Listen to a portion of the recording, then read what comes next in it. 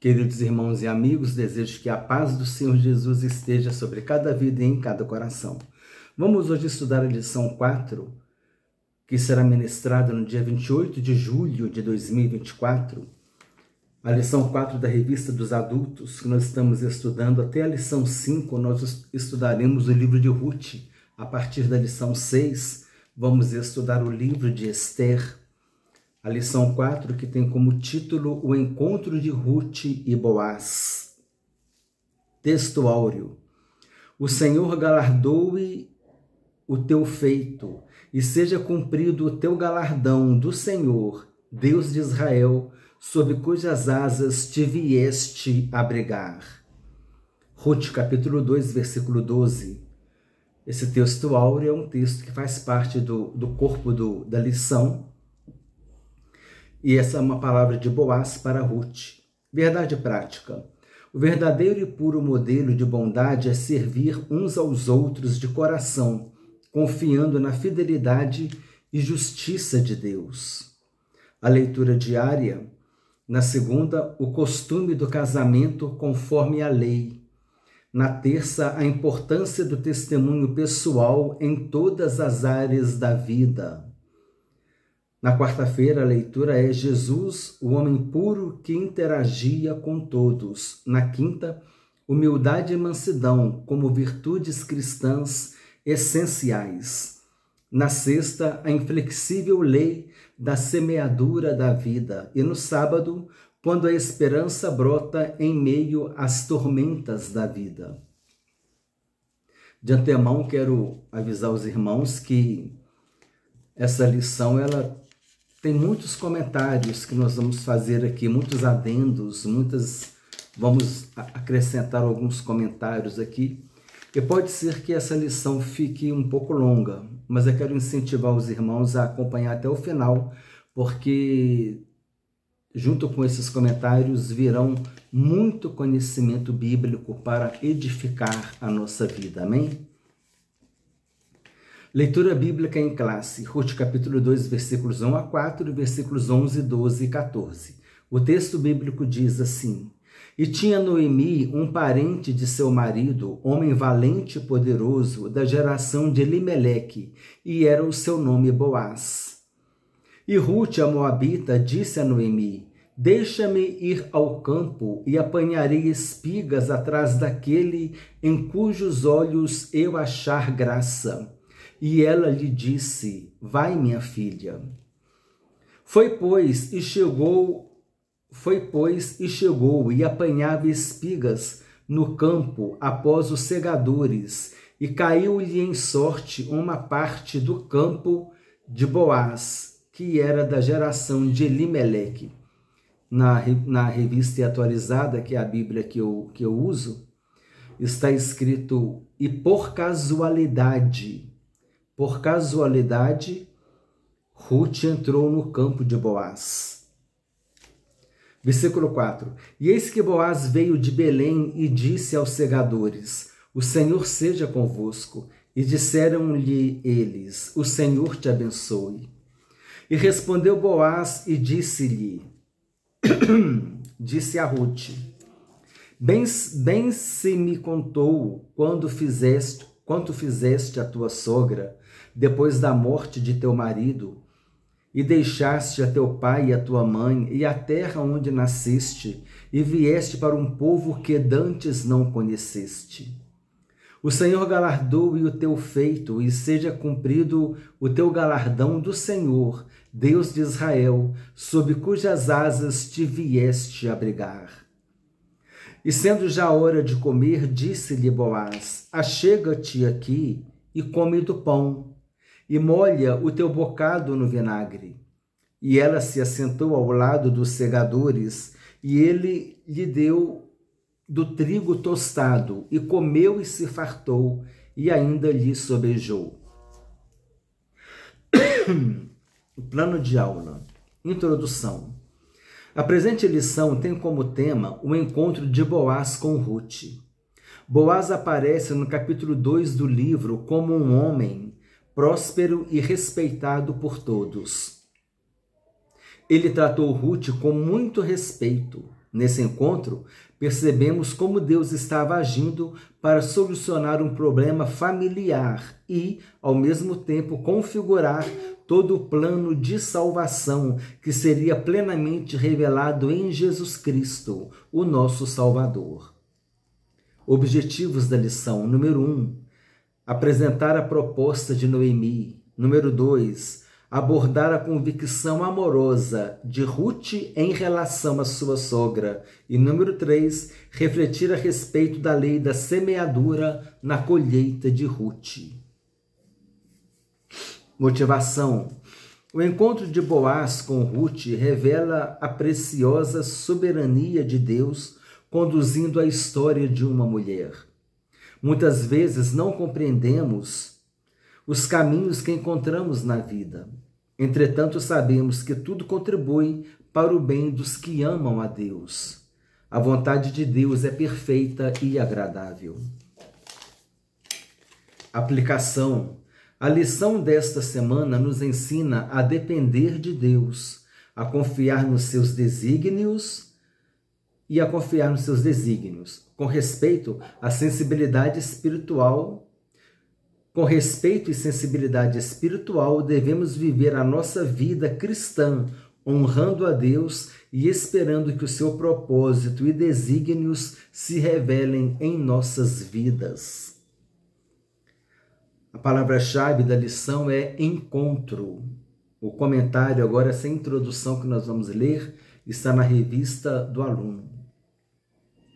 Na lição anterior, o assunto central foi a amizade entre Noemi e Ruth, sogra e nora. Nesta, um novo personagem entra em cena. Boaz, o parente remidor. Veremos como o Deus da providência recompensa os que se doam a bons relacionamentos. Número 1, Boaz, o remidor. Esse número 1 fala sobre Boaz, está falando dos procedimentos dele, do comportamento dele, está apresentando Boaz, esse personagem que apareceu agora no capítulo 2. Boaz, o remidor, um homem próspero. O capítulo 2 de Ruth nos apresenta Boaz, um homem valente e poderoso, da geração de Elimeleque. Os termos valente e poderoso referem-se ao caráter íntegro e à influência de Boaz, além de seu poder econômico. Um grande produtor rural, Boaz tinha plantações de cevada e trigo e muitos trabalhadores a seu serviço. Reunia qualificações e condições para cumprir o papel de remidor. Item número 2, Goel e Levir. Goel é uma palavra hebraica. O El, ele é falado é língua palatal, né? A língua bate no palato, ou seja, no céu da boca. Então é Goel, El Shaddai, não é El Shaddai. O El Shaddai, a gente acaba falando assim, né? Porque o português, a gente pega o L e coloca ele um pouco como um U no final, né? Mas não é El Shaddai. O hebraico fala El Shaddai, um El mais aberto, é a língua batendo lá no céu da boca mesmo. É língua palatal, El Shaddai. Então é Goel e Levir. A expressão da geração de Elimeleque não nos permite saber o grau de parentesco entre Boaz e o marido de Noemi. Segundo uma tradição rabínica, era sobrinho. Então, segundo uma tradição rabínica, uma tradição que talvez tenha uma certa fidedignidade, né? Seja fidedigno, tenha certa fidelidade. Então, talvez aqui a gente, não podendo afirmar, mas a gente pode talvez considerar que Elimeleque era tio de Boaz. Como parente próximo, poderia ser o Goel, ou seja, o resgatador da terra que o falecido havia vendido. Como também poderia cumprir o costume antigo do casamento. Eram duas prescrições distintas contidas na lei de Moisés. A do resgatador previa que quando um israelita ficasse pobre e precisasse vender suas terras, Seu parente mais próximo tinha o dever de comprá-la de volta e restituir-lhe, para que pudesse manter, né, a propriedade, até mesmo ali também dentro da família. Então, essa aqui é a lei do resgate, do resgatador. Essa é uma lei. E se o hebreu fosse comprado como escravo por um estrangeiro, um parente tinha dever de resgatá-lo. Então, não se limitava apenas à propriedade, mas também até mesmo a questão familiar, de proteger também o israelita, né? Já a lei do levirato previa que o irmão, cunhado, né, o levir, se casasse com a viúva e suscitasse descendência ao falecido. Tudo indica que essa prática foi ampliada seguindo uma ordem de parentesco mais abrangente, semelhante à do resgatador. No caso de Boaz, havia um remidor mais chegado que ele. Conhecemos a história, o remidor mais chegado que Boaz. Boaz falou com Ruth que ele a resgataria, mas que havia um resgatador mais próximo, ou seja, um parente mais próximo do que ele. Agora, se esse parente não resgatasse, né, aí ele resgataria. E Boaz falou, olha, a Noemi está lá, se você é o resgatador mais próximo, depois de você sou eu. Mas o direito agora é seu, você pode resgatar. E tem Ruth também. Aí você vai pegar a Ruth também, vai casar com ela, vai fazer o serviço completo, né? Vai resgatar a propriedade e vai fazer todo o trabalho de resgate e vai casar com a Ruth. Aí ele disse assim, não, eu não quero não. Tirou a sandália, que era uma atitude de que estava abrindo mão de um direito, alguma coisa nesse sentido. Interessante que eles fizeram isso porque Boaz chamou os anciãos da cidade para poder testemunhar. É importante isso. Não foi um acordo que os dois fizeram no meio da praça. Tinha testemunhas. Boaz chamou testemunhas, os anciãos, os homens mais velhos. Eles testemunharam que aquele resgatador mais próximo abriu mão do resgate. E então o Boaz foi lá e assumiu aquele resgate, resgatou Noemi, a propriedade, Ruth. Aí ele fez o serviço completo, né? Mas eu gostaria de destacar aqui essa questão, essa lei do levirato, porque os saduceus, eles trabalharam com Jesus, eles fizeram uma pegadinha com Jesus, né, uma armadilha com Jesus. Está lá em Mateus capítulo 22, versículos 30 a 33, quando os saduceus falam assim, Senhor, tinha uma mulher que casou com um homem, mas ele morreu, aí o irmão dele casou com ela para suceder, né, a descendência, para dar descendência para o irmão. Aí o segundo morreu também. Aí depois o terceiro casou, morreu. O quarto casou. O quinto, sexto, sétimo, todos eles casaram com ela e morreram. Na ressurreição, de qual deles que ela será esposa? Se os 7 a desposaram. Mateus capítulo 22, versículos 30 a 33. Jesus disse assim, errais não conhecendo as Escrituras e nem o poder de Deus. Aí eu vou lá em Romanos capítulo 1, 16, quando Paulo diz, porque o Evangelho é o poder de Deus para a salvação de todo aquele que crê. Então o Evangelho é o poder de Deus, as Escrituras são o poder de Deus. E Jesus disse, errais não conhecendo as Escrituras nem o poder de Deus. Porque no céu, porque na ressurreição, está aqui, ó, no notebook aqui me auxiliando, na ressurreição as pessoas não se casam nem são dadas em casamento. Cada um será como os anjos do céu. E aqui Jesus, ele atua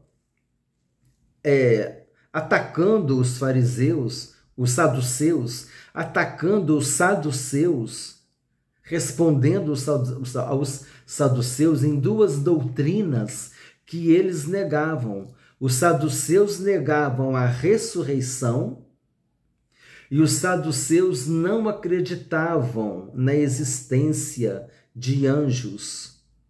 Essa referência bíblica se encontra lá em Atos. Não me lembro agora o capítulo nem o versículo, mas se encontra lá em Atos, que os saduceus não creem na ressurreição e não creem na existência de anjos. Então, quando Jesus fala na ressurreição, as pessoas não se casam, nem se dão em casamento, ele está confirmando a ressurreição, mas elas serão como os anjos do céu. Ele está confirmando a existência dos anjos, rebatendo assim duas doutrinas que os saduceus negavam. Olha como Jesus, na palavra, na resposta dele, ele já desarmava os saduceus. E ainda falou assim: errais não conhecendo as Escrituras nem o poder de Deus, porque se vocês conhecessem as Escrituras, vocês saberiam que existe ressurreição. Vocês saberiam, porque está lá nas Escrituras sobre a ressurreição, está lá nas Escrituras a respeito dos anjos, e vocês estão negando doutrinas que estão nas Escrituras. Heresia negar doutrina que está na Escritura. E os saduceus traziam esse ensinamento herético, desviando as pessoas da verdade, dizendo que não havia ressurreição, dizendo que anjos não existiam. Mas Jesus confirmou essas duas doutrinas com uma frase.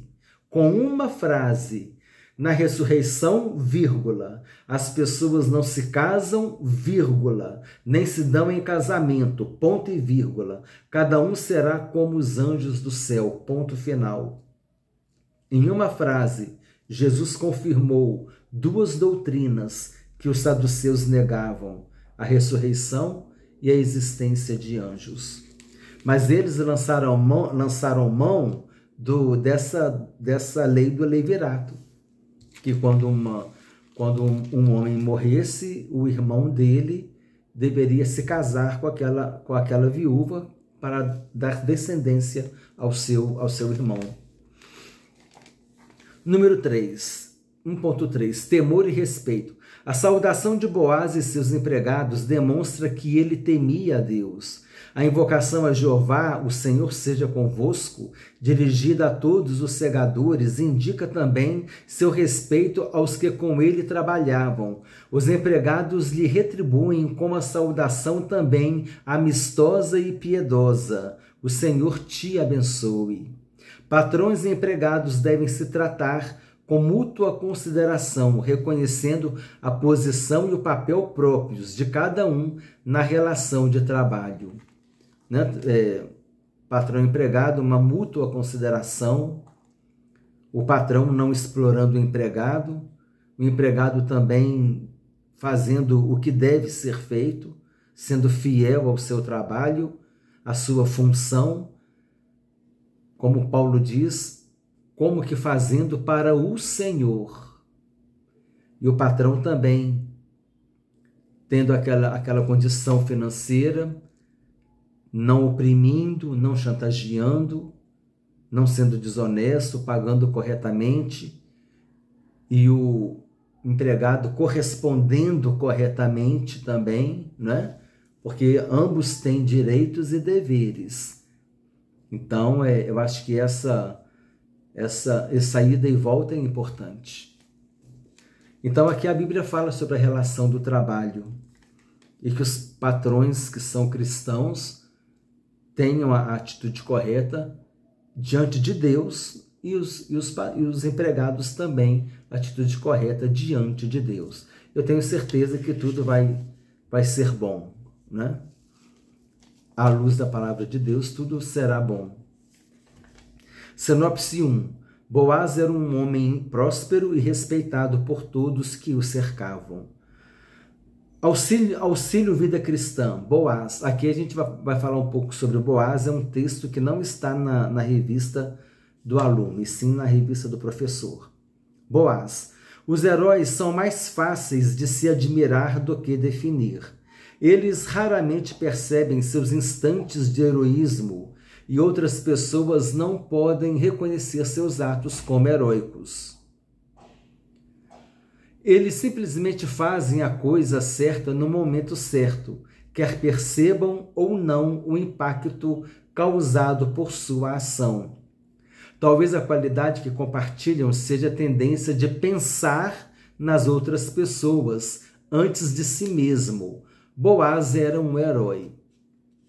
Então aqui, talvez a qualidade que compartilham seja a tendência de pensar nas outras pessoas antes de si mesmo. É o altruísmo, né, que nós falamos na última aula.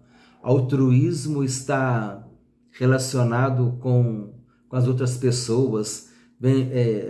Tem a palavra alter aí no meio, né? Uma palavra que vem do latim, alter, que significa outro. Então, altruísmo é você pensar em outra pessoa, e o oposto do altruísmo é o egoísmo, que você pensa só em você mesmo. É o ego, né? O ego do grego, é o egoísmo, o ego, o eu está na frente de tudo, né? Então, é o altruísmo e o egoísmo. Ao lidar com as pessoas, era sempre sensível às suas necessidades. Está falando de Boaz. Suas palavras para com seus empregados, parentes e outros eram generosas.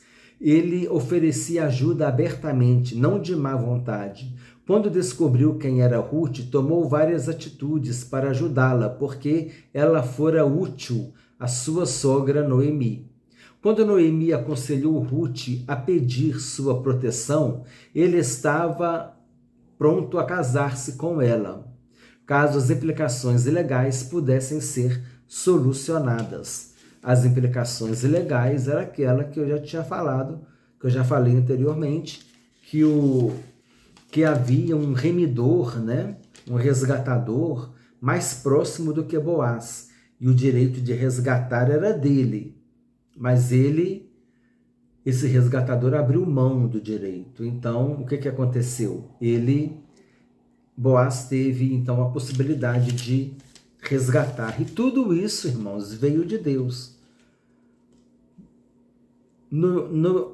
Ruth não foi por casualidade, né, que ela entrou no campo de Boaz. Ela entrou, foi jesuicidência, né? Não foi uma coincidência, foi uma jesuicidência, foi uma deusidência, né?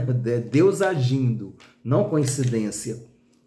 E o rapaz também lá, o resgatador que rejeitou, também foi Deus trabalhando na vida dele para que ele não aceitasse o resgate. Então Boaz pudesse cumprir o plano de Deus, porque Deus está no controle de todas as coisas, né? Se Deus determinou, quem pode impedir? Se Deus estendeu a mão, quem poderá fazer voltar atrás? Ninguém, irmãos. Que Deus determinou, está determinado, pronto e acabou. Não existe nada que possa impedir o agir de Deus, amém?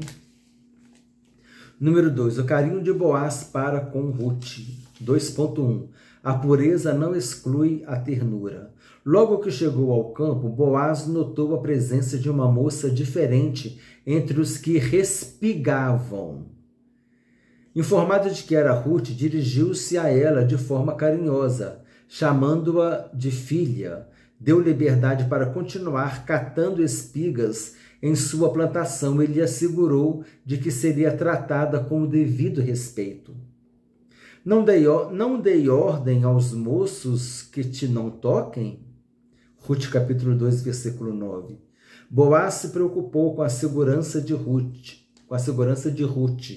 Assédio moral e sexual são atitudes pecaminosas e perturbadoras no ambiente laboral. Ambiente laboral é um ambiente de trabalho, né? E em qualquer área da vida, qualquer lugar que você esteja. Boaz era um cavalheiro muito educado com todos. Um viver santo não exige que sejamos rudes e descorteses. Jesus, o mais puro dos homens, convivia com todos. Número 2. Deus estava agindo. A atitude de Boaz surpreendeu Ruth como estrangeira e pobre. Certamente ela tinha receio de como seria tratada. Agia com educação e muita discrição. Impressionada com o gesto de Boaz, inclinou-se ao chão e, de forma humilde, reconheceu ser indigna do tratamento que recebeu. Havia uma motivação especial na conduta de Boaz. Ele já conhecia a belíssima história de Ruth. Um bom testemunho nos abre muitas portas. Aqui nesse parágrafo podemos fazer dois comentários interessantes. Como estrangeira e pobre, certamente tinha receio de como seria tratada. Então aqui está falando, né, que era para tratar. E eu lembrei de tem que ter cortesia, né, com os visitantes, com os estrangeiros. Aquela questão da xenofobia, né? Xenofobia é aversão a estrangeiro. E também aqui está falando, ó, como estrangeira e pobre. Então são atitudes que a gente pode ter de preconceito e Deus não se agrada disso. Precisamos pedir a Deus que nos dê a sabedoria para a gente poder ter a melhor atitude, uma atitude que agrade a Deus. E outra questão aqui é quando fala um bom testemunho nos abre muitas portas. Paulo diz que nós somos carta lida por todos. E é importante a gente se esforçar para dar um bom testemunho. É importante. A gente pedir a Deus, né, para a gente ser sal da terra e luz do mundo. E é interessante, a luz, ela ilumina o caminho, ela ilumina o ambiente. Mas se a luz for muito forte, ela incomoda. Com o farol alto, né? O carro que vem no sentido contrário, joga o farol alto no seu rosto, aquela luz forte incomoda. E se nós tivermos uma luz espiritual forte, nós vamos incomodar também. Não apenas iluminar, mas vamos incomodar. E aí o reino das trevas vai ficar agitado, o inimigo vai ficar agitado, e nós estaremos preparados, amém? Porque o Senhor é quem nos guarda, é Ele quem nos reveste da sua armadura e nos capacita e nos treina para a peleja, nos treina para lutar, amém? E as armas que nós temos são o sangue de Jesus, o nome de Jesus, o Espírito Santo, a palavra de Deus, a oração. Devemos lançar mão dessas armas, amém, irmãos? Que a nossa luz possa ser forte para iluminar e para incomodar o inimigo. Um bom testemunho nos abre muitas portas, que possamos ser vigilantes em relação ao nosso testemunho. E se a gente perceber que a gente está falhando em alguma coisa, que a gente possa pedir ajuda a Deus. Com certeza nenhum de nós tem aquele comportamento 100% certinho. Sempre falhamos em alguma coisa, muitas vezes no momento de nervosismo, no momento de adversidade, no momento de frustração, né? No momento de perseguição, muitas vezes a questão do gênio também, que a gente tem. Às vezes uma pessoa tem um gênio mais forte, aí tropeça no falar, fala o que não deve, mas é difícil, mas Jesus, ele nos ajuda, amém? Temos que ter a consciência de que a gente precisa lutar para melhorar. E Deus vai nos ajudando, amém? E aquilo que a gente falhar, a gente procura consertar e também a gente se apoia na promessa da palavra de Deus, no conforto, quando Deus disse assim: quem intentará acusação contra os eleitos de Deus? Porque é Deus quem os justifica. Porque muitas vezes a acusação ela é desproporcional à falha. Às vezes a gente falha 10, a acusação vem 100. Mas quem tentará acusação contra os eleitos de Deus? Eu sou lavado e remido pelo sangue de Jesus. Eu sou salvo no Senhor Jesus. E essa bênção e essa vitória ninguém tira de mim. E é prosseguir para querer ser luz do mundo e sal da terra. E se falhou, procura não errar mais, né? Corrige. Vai fazendo os ajustes, amém? Pedindo sempre a ajuda de Deus. Isso é um exercício contínuo, irmãos. Nós somos o barro na mão do oleiro. Nós somos vaso. A obra de Deus, ela ela está sendo feita nas nossas vidas. Deus está nos moldando e nos mudando a todo momento, em todo momento. Amém? Número 3, sensível e espiritual. Boaz conciliava firmeza moral e sensibilidade, ternura e espiritualidade. O versículo-chave do livro é uma declaração feita por ele a Ruth. O versículo-chave do livro é Ruth 2,12, que é o texto áureo, que diz assim: se o Senhor galardoe o teu feito e seja cumprido o teu galardão do Senhor, Deus de Israel, sob cujas asas te vieste abrigar. Tem uma tradução que diz: sob cujas asas vieste buscar refúgio. Olha que coisa linda. Vamos buscar refúgio no Senhor, amém? O Senhor é o nosso refúgio. Ruth fez a coisa certa e nos deixou um grande exemplo. É interessante essa revista, né, irmãos? Falamos aqui sobre a relação do trabalho, patrão e empregado. Falamos sobre assédio sexual, assédio moral, o comportamento do cristão. Falamos sobre o altruísmo.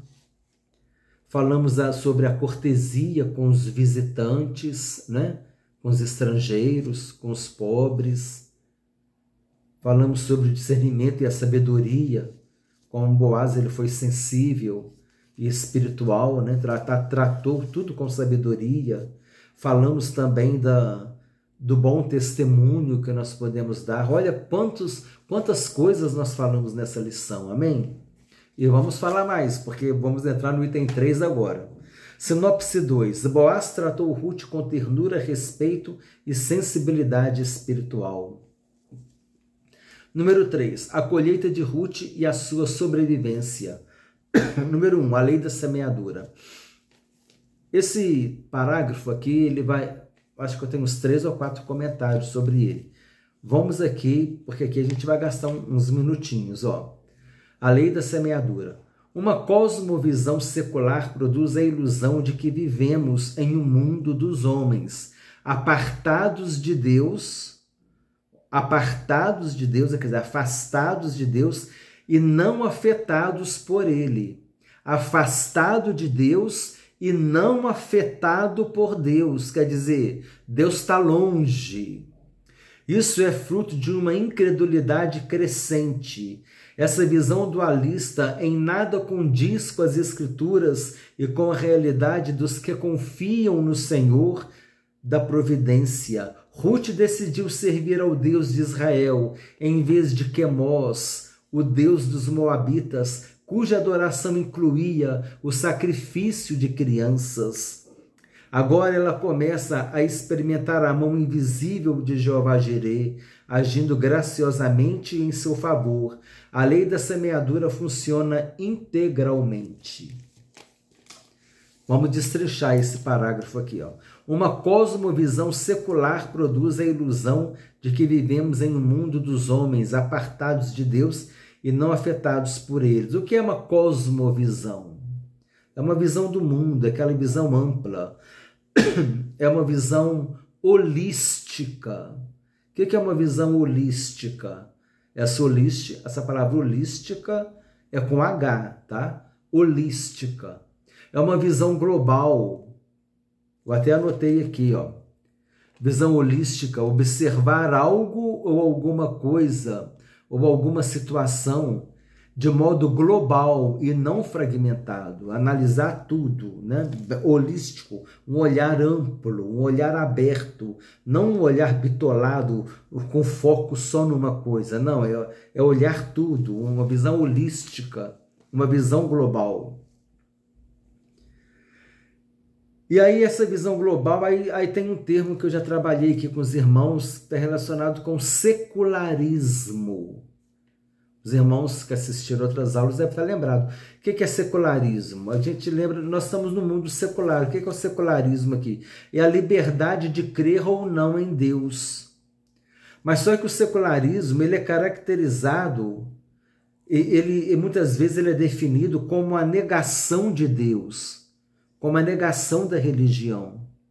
Então, no mundo secular, esse mundo envolvido com o secularismo, é um mundo que procura negar Deus, é o que o texto está dizendo. Os homens vivem em um mundo apartados de Deus e não afetados por ele. É um secularismo, um mundo secular. É o mundo de hoje que a gente vive, uma sociedade corrompida, que não quer viver dentro dos preceitos de Deus. Isso é fruto de uma incredulidade crescente.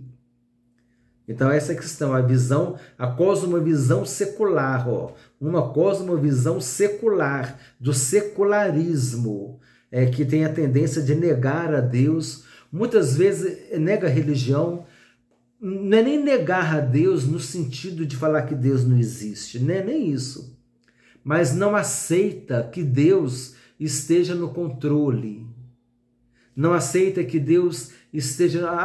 Deus existe, mas é Ele lá e eu cá. Eu quero cuidar da minha vida, eu quero tomar minhas decisões, não me preocupo com Deus, não me preocupo com a palavra de Deus, eu vou viver a minha vida e vai se afastando de Deus, se afasta e não é afetado por Deus, por sua palavra, amém? Amém?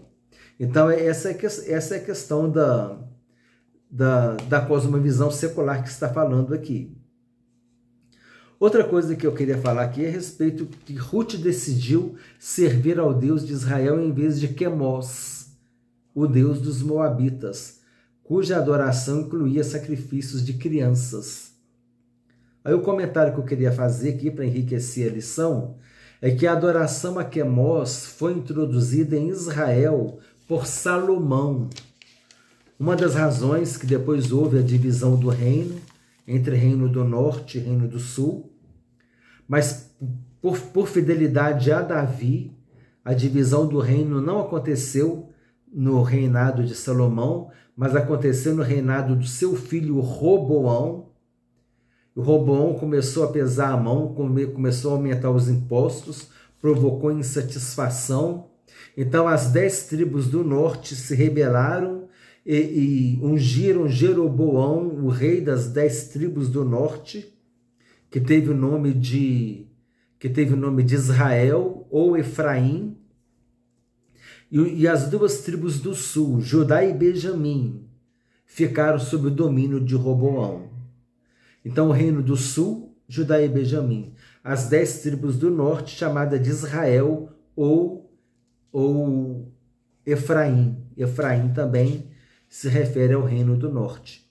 O reino do norte foi levado, também se corrompeu muito, né? No reino do norte é que aconteceu lá os episódios com Jezabel, né? Eliseu e Elias foram profetas do reino do norte.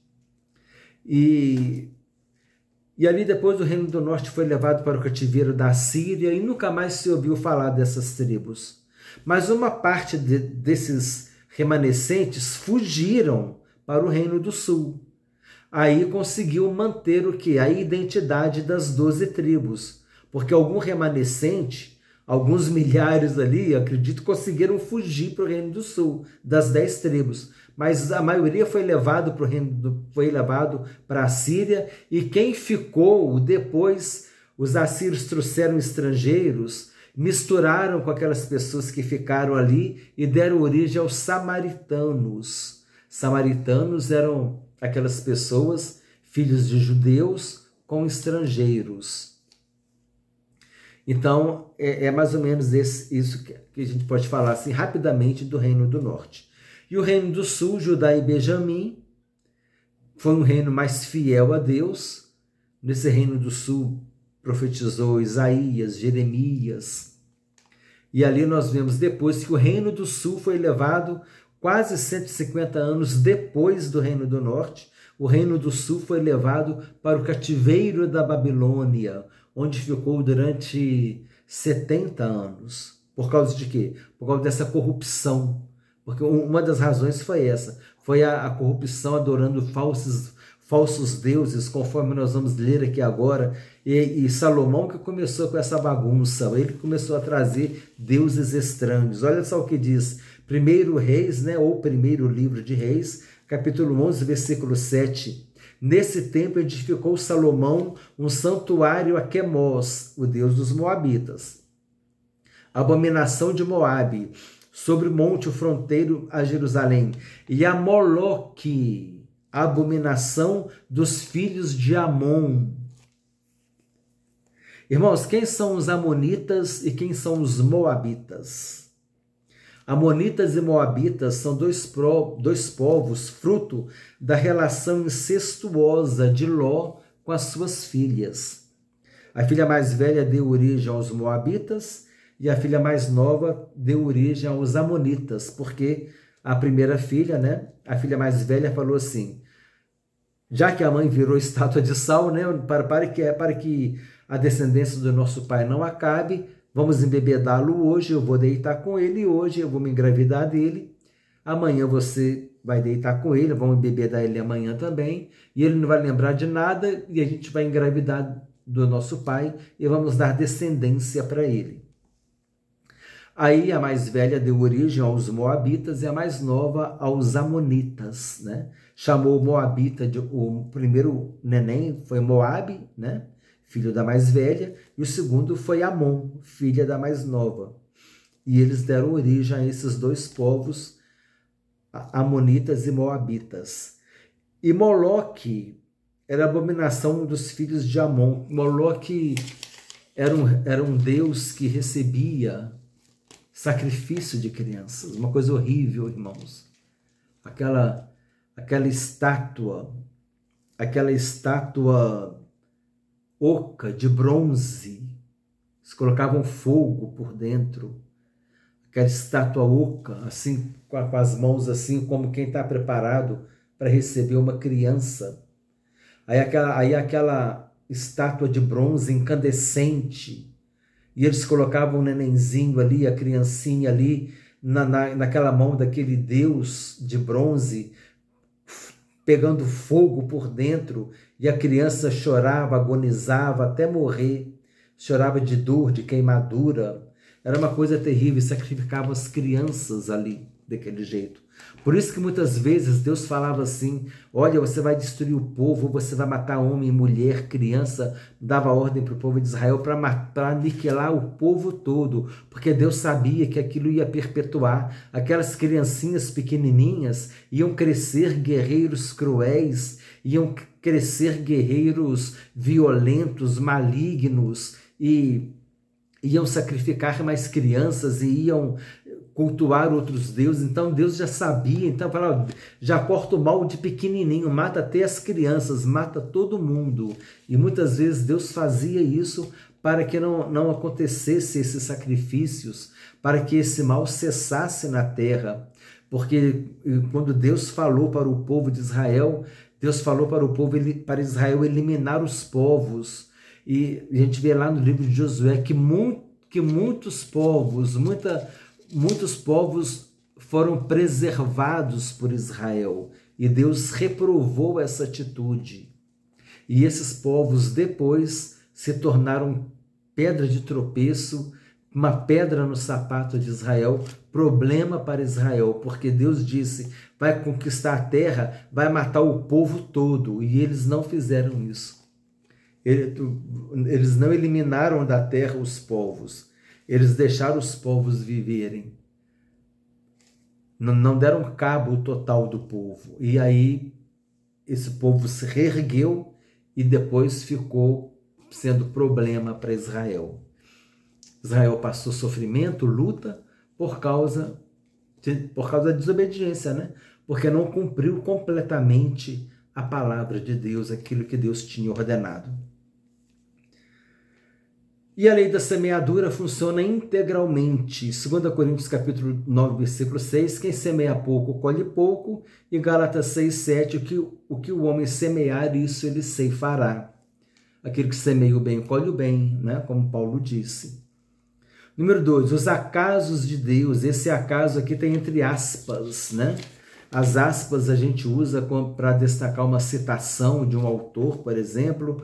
os estrangeirismos, né? Às vezes você pega uma palavra de outro idioma, quando você está escrevendo um texto, você coloca ela entre aspas para destacar, e ironias também. Então aqui é uma ironia, os acasos de Deus, mas está entre aspas, porque era acaso nada, era tudo plano de Deus, mas ele colocou aqui o acaso entre aspas, entendeu? É interessante a gente destacar isso aqui no título, os acasos de Deus, mas é um acaso entre aspas. Aquilo que eu falei, Ruth não entrou na terra de Boaz, né, na plantação de Boaz, por casualidade. Entrou porque era plano de Deus. Aquele resgatador rejeitou resgatar Noemi e Ruth, não foi por casualidade, não foi, poxa, que sorte que sorte nada, foi Deus que já tinha determinado que ele não ia resgatar.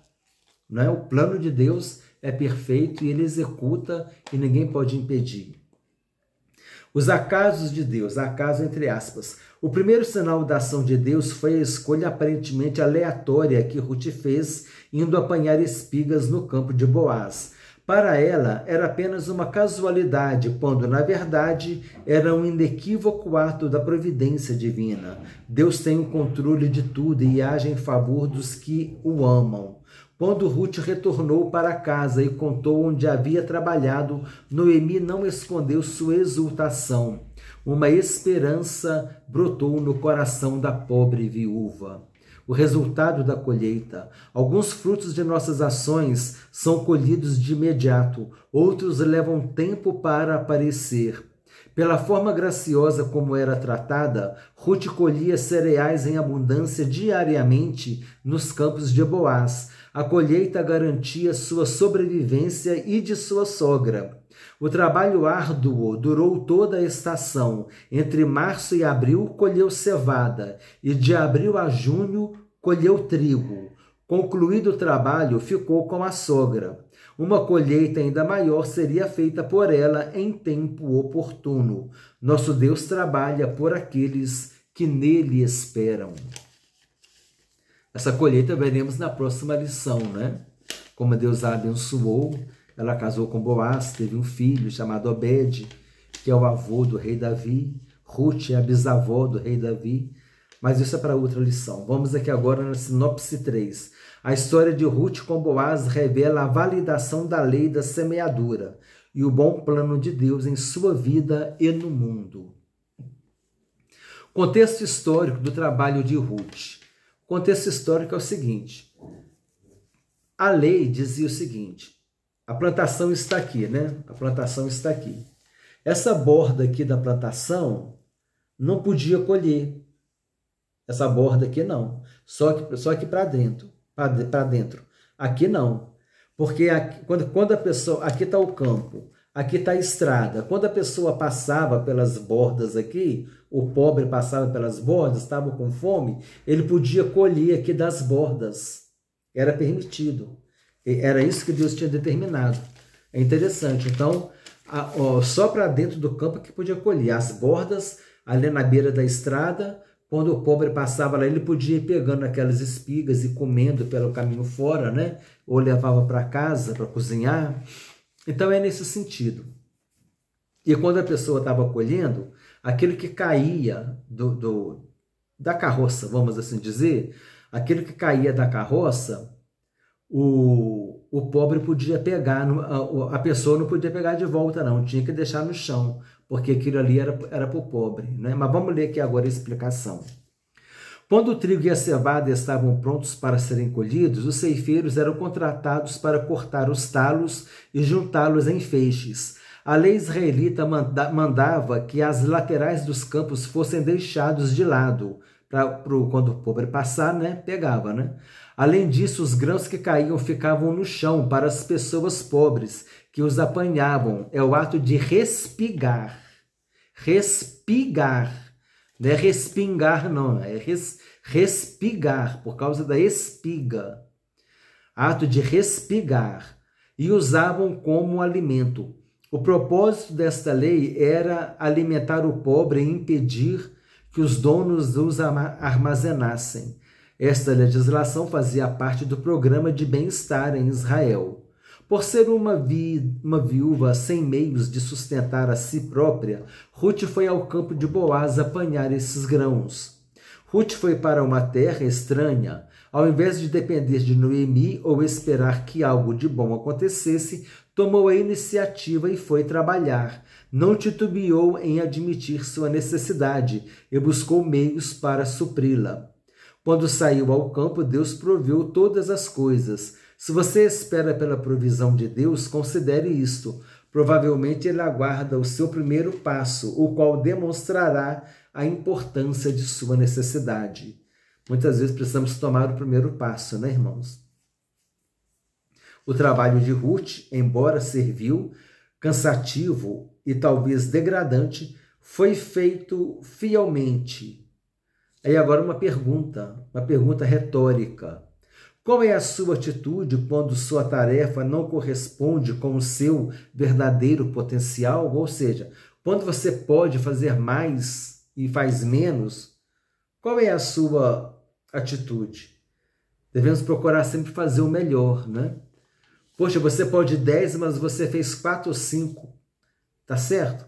Se você pode produzir mais, faça mais. Então, a pergunta, qual é a sua atitude quando sua tarefa não corresponde com o seu verdadeiro potencial? Às vezes a pessoa pode ficar frustrada, mas você tem que buscar motivação para você vencer o obstáculo, prosseguir e avançar, né? Essa que é a visão. Pergunta retórica é uma pergunta que não precisa responder. Ela provoca uma reflexão, né? Às vezes o pregador faz muito isso. Será que nós estamos realmente tendo uma vida com Deus? Será que nós estamos realmente tendo um bom testemunho no nosso trabalho? Será que nós temos realmente cuidado de nossa vida espiritual? Ninguém está lá na igreja, não. É uma pergunta retórica. Ela não exige uma resposta, mas ela te conduz a uma reflexão. Às vezes a pessoa está brigando com a outra, né? Faz uma pergunta, a outra não responde, e ela fala assim, isso não foi uma pergunta retórica. Quer dizer, eu quero que você me responda, eu te fiz uma pergunta. Conclusão. A atitude de fé de Ruth estava sendo recompensada. Sua prontidão em cuidar da sogra levou-a a encontrar conforto e proteção naquele que seria o resgatador de toda a família e que a incluiria na genealogia do Redentor da humanidade. O Deus de Ruth é o nosso Deus. Ele continua agindo por aqueles que decidem se abrigar debaixo de suas asas. Confiar nele e viver fazendo o que lhe agrada é o meio infalível de alcançar sua misericórdia e favor. Confiar em Deus, viver em Deus e fazer o que lhe agrada. Assim alcançaremos misericórdia e favor de Deus. É interessante essa genealogia de Jesus, não é? Raabe, uma prostituta, Ruth, uma moabita, uma mulher estrangeira, que jamais teria uma chance em Israel. Reis que sacrificaram seus filhos, como Manassés, que foi um rei idólatra, né?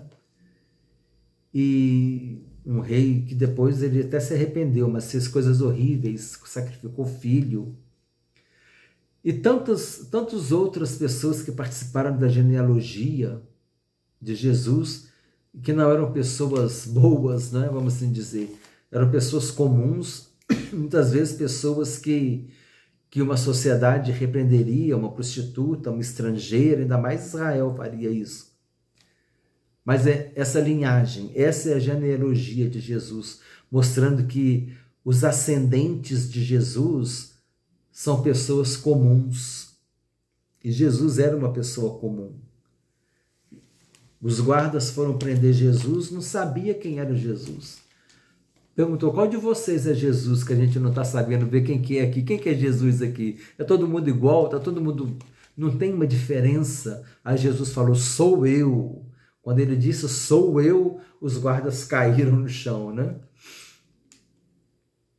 Então, É assim, é assim que Deus faz, não faz acepção de pessoas, amém? E Ele resiste o soberbo, dá graça aos humildes. Ele pega aquelas coisas que não são, para reduzir a nada as que são, para envergonhar as que são. É assim que Deus faz. Deus, ele resiste ao soberbo, mas dá graça ao humilde. Que nós possamos guardar isso no nosso coração, amém? Revisando o conteúdo, primeira pergunta: quem era Boaz? Um homem valente e poderoso da geração de Elimeleque, um grande produtor rural. Boaz tinha plantações de cevada e trigo e muitos trabalhadores a seu serviço. Qual o significado de Goel e Levir? Goel, ou seja, o resgatador da terra que o falecido havia vendido. Levir, o irmão do cunhado, de onde vem a lei do levirato. 3. Qual o versículo-chave do livro de Ruth? O versículo-chave do livro é uma declaração feita por Boaz a Ruth, que diz assim, Ruth capítulo 2, versículo 11. O Senhor galardoe o teu feito e seja cumprido o teu galardão do Senhor, Deus de Israel, sob cujas asas te vieste abrigar. Número 4. O que motivou Boaz a tratar Ruth com tanta generosidade? Boaz tinha uma profunda compreensão espiritual. Ele reconhecia que o Deus dos hebreus não estava limitado a fronteiras territoriais ou barreiras étnicas, ou seja, barreiras raciais, de raça, né? Número 5. Qual a reação de Noemi quando Ruth lhe informou sobre Boaz?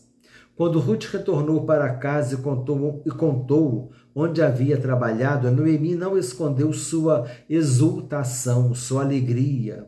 Bendito seja do Senhor, que ainda não tem deixado a sua beneficência, nem para com os vivos, nem para com os mortos. Este homem é nosso parente, chegado, e um dentre os nossos remidores. Vocabulário: respigar, né? Respigavam, apanhavam no campo as espigas que ali ficavam. Eles colhiam, os pobres pegavam as espigas, né? É respigar, tá? De espiga. Não é respingar, não, é respigar. Laboral, relativo ao trabalho. O ambiente laboral, né? Quando falou lá do assédio sexual, do assédio moral. Cosmovisão, visão de mundo, a forma de viver, aquela visão mais ampla, né? Uma visão holística, o mundo secular relacionado com secularismo, que tem muito a ver com negar a religião. Às vezes nem nega a existência de Deus, mas nega o agir de Deus, a influência de Deus, não quer Deus agindo na vida da pessoa. A pessoa não quer Deus agindo na vida dela, não quer estar sujeita àquilo que está dentro de acordo com os princípios bíblicos, e aí está envolvido no mundo, né? No mundo secular, no secularismo, que é a tendência de negar a religião, negar a vida religiosa, a vida na presença de Deus. Mas não significa que negue a Deus, mas nega o agir de Deus, não quer a presença de Deus. É um mundo corrompido, que não quer viver de acordo com os princípios bíblicos. Assim, irmãos, nós terminamos a aula, como eu disse no início, ia ser uma aula grande. O nosso objetivo aqui é trazer ensino, amém? Eu não vou deixar de gravar um vídeo longo, para fazer um vídeo rapidinho, porque eu acho que quem quer pregar a palavra de Deus, eu acho que quem quer crescer na graça e no conhecimento do Senhor Jesus, precisa se dedicar a ouvir a palavra de Deus, a estudar a palavra de Deus. Nós só seremos capazes de ensinar se nós aprendermos, amém? E para eu poder dar essa lição, irmãos, eu aprendi muito, pesquisei muito, anotei várias coisas aqui, os irmãos veem.